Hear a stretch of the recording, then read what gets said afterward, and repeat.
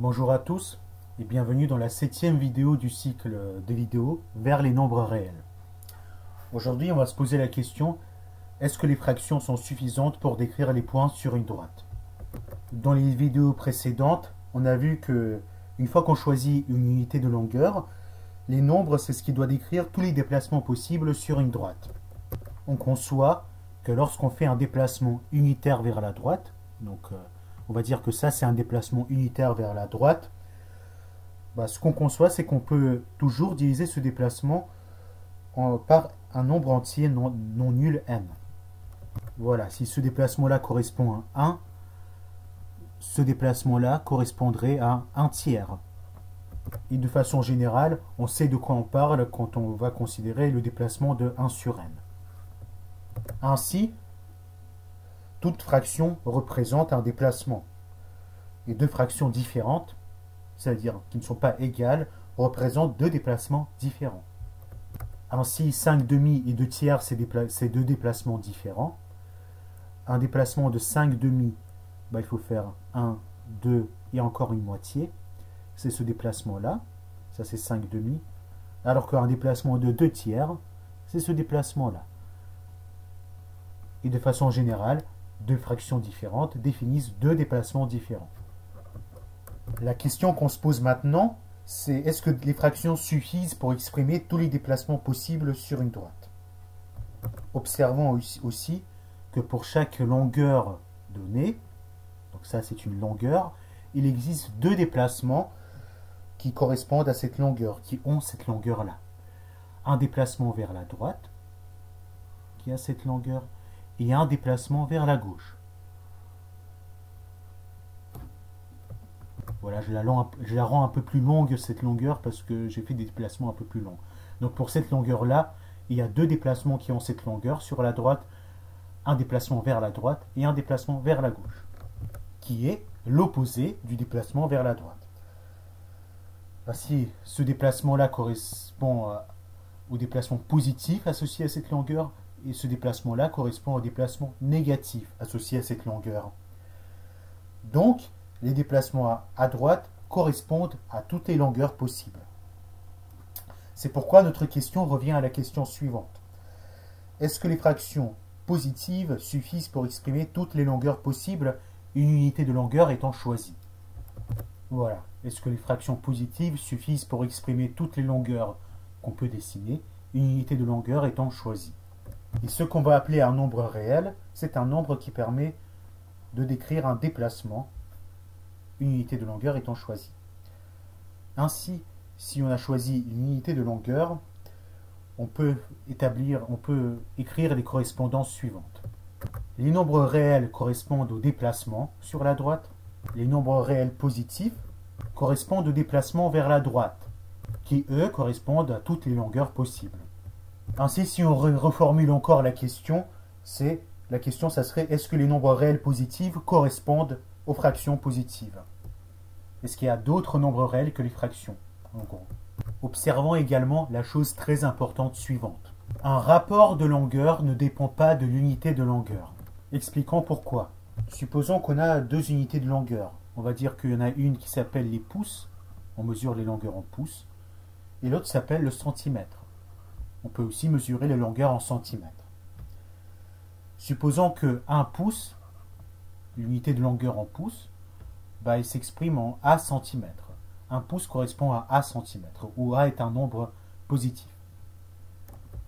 Voilà, en principe, le pouce qu'on imagine, 1 pouce est plus long qu'1 centimètre.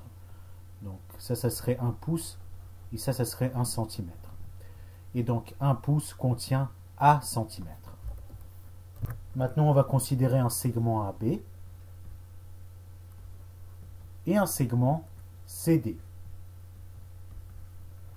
Alors, un segment AB, on va dire qu'il mesure X pouces.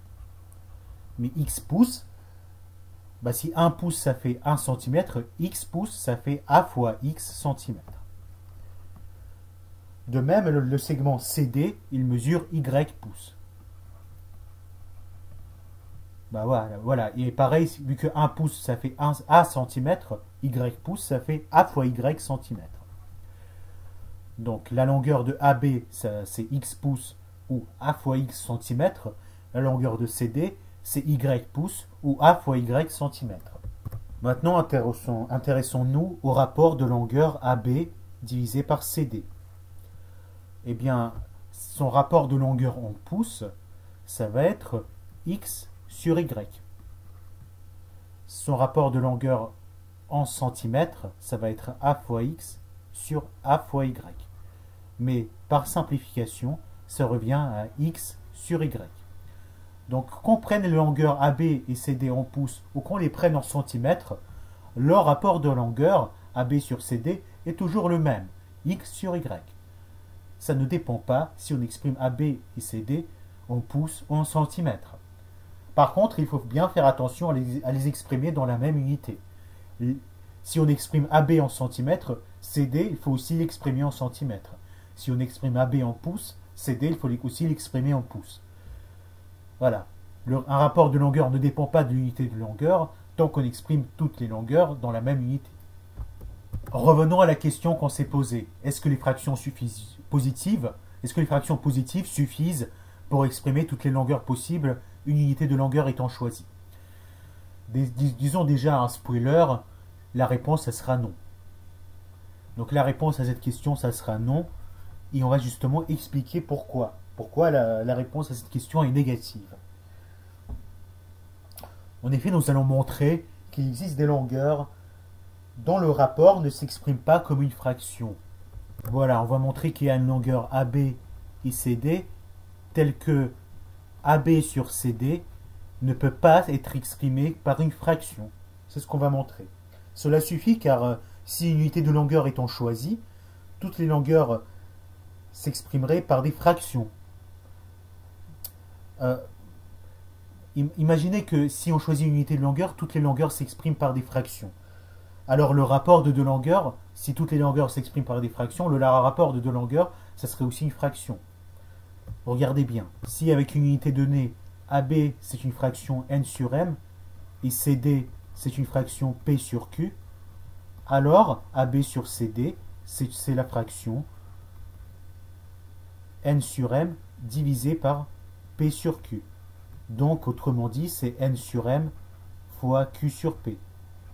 Donc, ce qui est une fraction n fois q sur m fois p.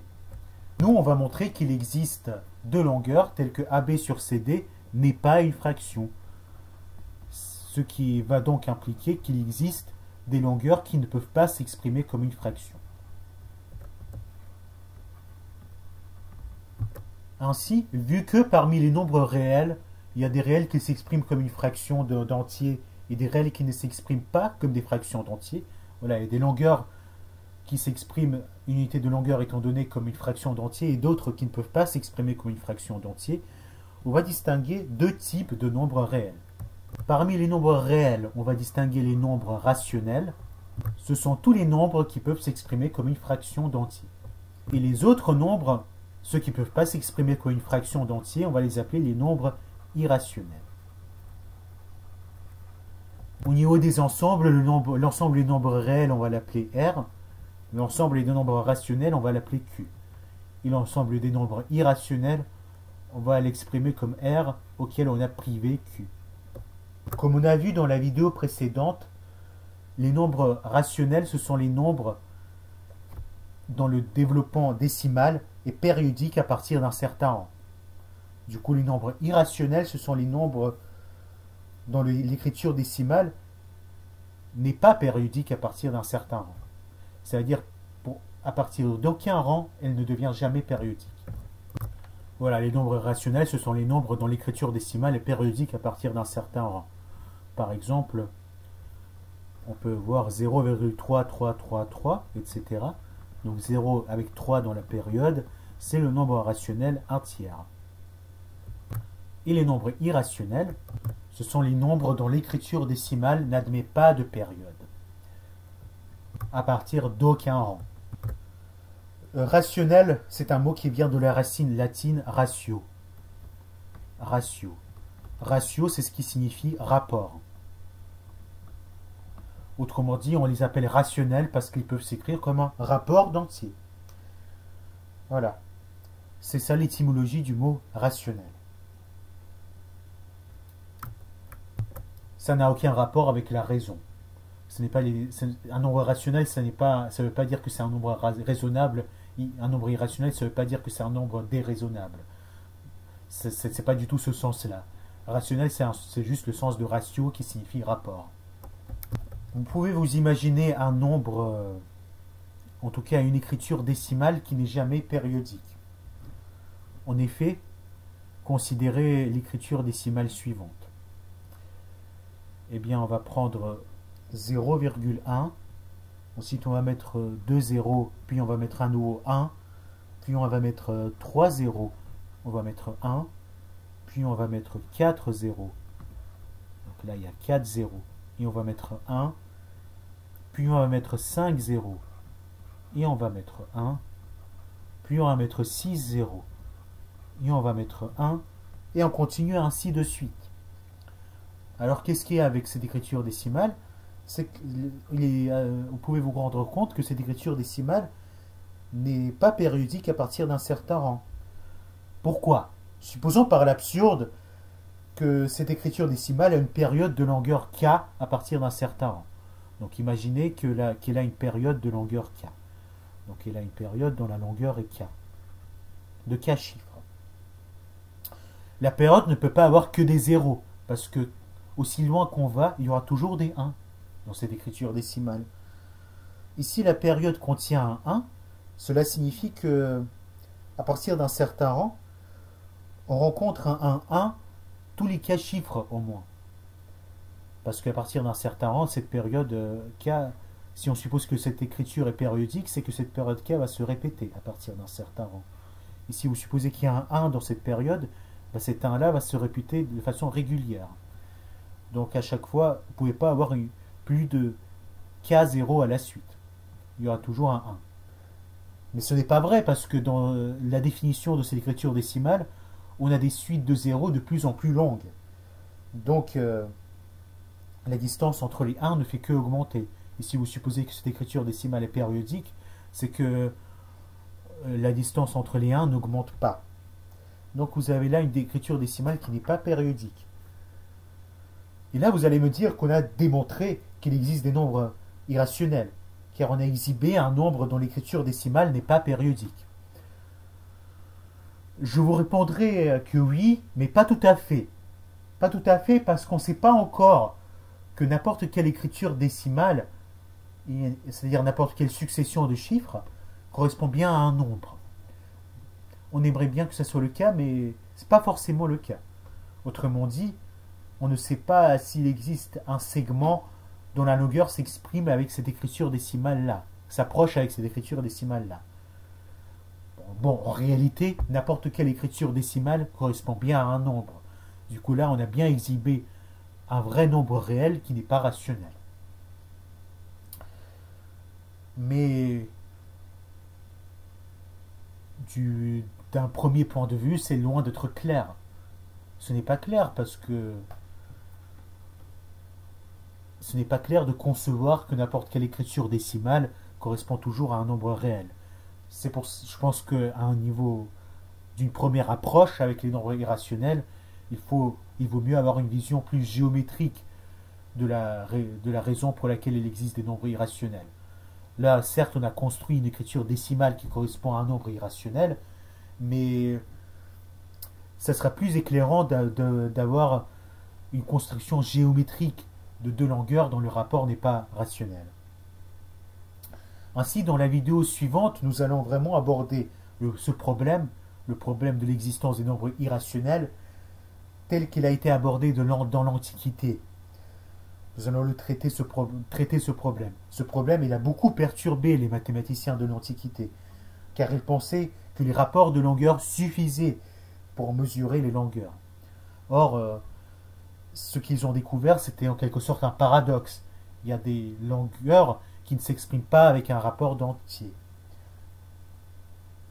Ainsi, dans la vidéo suivante, nous allons donner des exemples de segments dont le rapport n'est pas rationnel, c'est-à-dire ne s'exprime pas comme une fraction.